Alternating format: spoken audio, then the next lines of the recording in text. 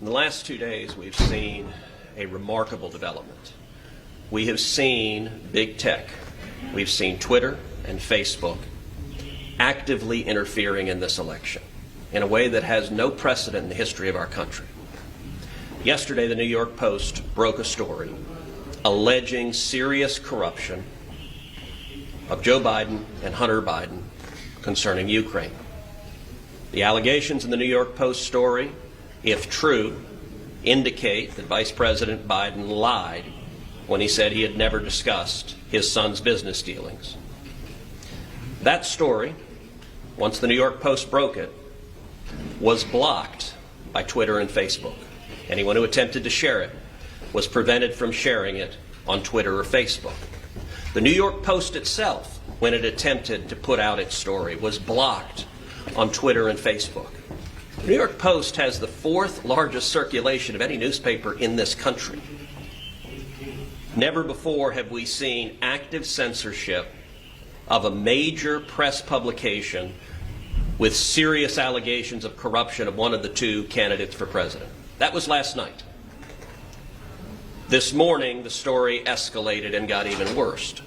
The New York Post broke a second story of a series of emails that indicate yet more corruption. In this instance, the Biden family receiving millions of dollars from communist China government officials. Just minutes ago, I tried to share that story on Twitter. And Twitter is actively blocking, right now, this instant, stories from the New York Post alleging corruption and the Biden family receiving millions of dollars from communist China. This is election interference, and we are 19 days out from an election. It has no precedent in the history of democracy. The Senate Judiciary Committee wants to know what the hell is going on. Chairman Lindsey Graham and I have discussed this at length, and the committee today will be noticing a markup on Tuesday to issue a subpoena to Jack Dorsey, the CEO of Twitter, to testify before the Senate Judiciary Committee next Friday, to come before this committee and the American people and explain why Twitter is abusing their corporate power to silence the press and to cover up allegations of corruption. And let me be clear, I don't know if these New York Post stories are true or not. Those are questions Vice President Biden should answer. But Twitter and Facebook and big tech billionaires don't get to censor political speech and actively interfere in the election. That's what they're doing right now. And so on Tuesday, the Judiciary Committee, the full committee, will be voting on subpoenas to subpoena Jack Dorsey to come before our committee. Can I ask you a technical question on that? Can the Democrats delay that subpoena, or is there any?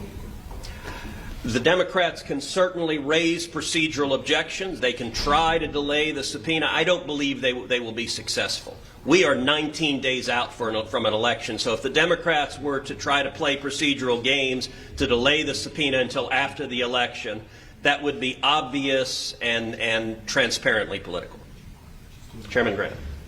Thank you. 2020 can't get any stranger. So they're 19 days out from an election. Again, I don't know if the New York Post article is true. I think it is established that Hunter Biden, while he was visiting China with the vice president, received money from a Chinese bank for investment.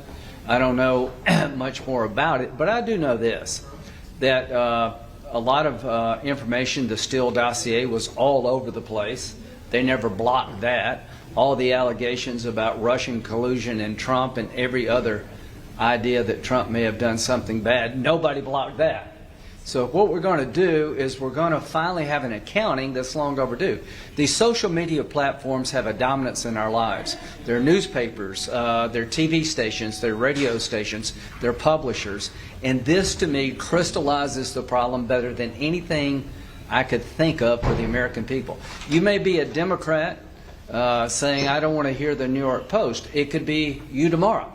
So the point is that the power behind these platforms have been taken to a level that truly is dangerous, I think. The stopping Americans who have these tools available to them from exercising their ability to share information with their friends. Nobody in Twitter and social media shut down anything about Trump and Russia. So we're going to proceed Tuesday. Hopefully the Democrats on the committee will be as interested in this as we are, because it's us today, it could be them tomorrow. Thank you.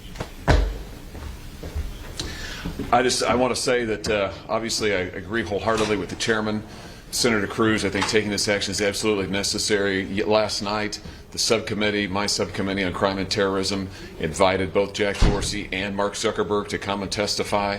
I think a subpoena from the Judiciary Committee is absolutely appropriate and in order. It is absolutely vital. We believe in a free press in this country. We also believe in free elections, and the attempt to rig an election, which is what we are seeing here by monopolies, is unprecedented in American history. They have a lot to answer for, and I hope that we'll subpoena both Twitter and Facebook. They should both come.